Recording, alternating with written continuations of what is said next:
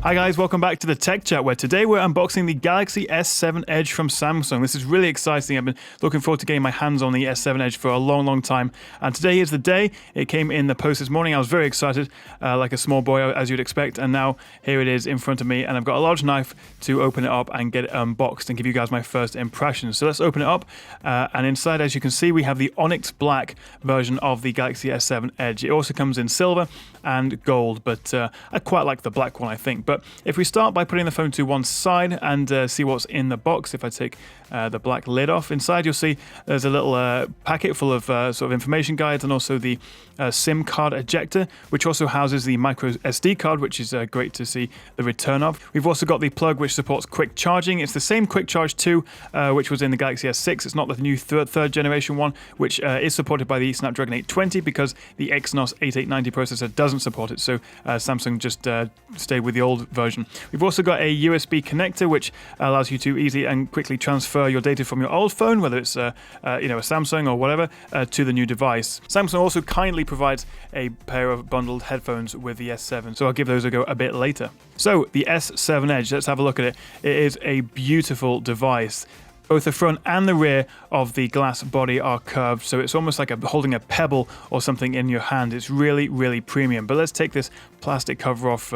It's one of the most satisfying parts of any unboxing, as I'm sure you'll agree. So let's take that off. And it's going to be a bit of a fingerprint magnet, I'm sure. That's something I will report back on in the full review, but it's just absolutely gorgeous, and I think you'll agree. Even if you're a hardcore Apple fan or you prefer the new LG G5, I think you have to agree it's a hell of a good-looking device. So let's get it turned on and take a look at the new screen and also have a play with its new Android 6 software.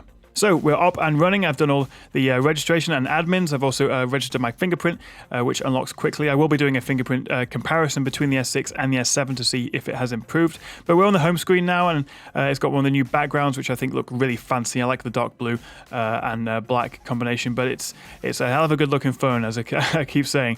It just feels really comfortable in your hand. It is 5.5 inches, Quad HD, so it's not quite as sharp as the S7, but it is the same screen size as the iPhone 6s Plus, but it feels significantly smaller in your hand thanks to the much better screen-to-body ratio as a result of the smaller bezels, and the fact that the screen just curves on both sides. It just feels really futuristic. The design is, of course, very similar to the S6 and the S6 Edge. There's not a great deal of difference on the outside. It is, of course, bigger, though. The S6 Edge was 5.1 inches. This is 5.5, so it is a bigger phone and verging on phablet territory, but as I say, the compact size and the good screen-to-body ratio makes it much more comfortable to use.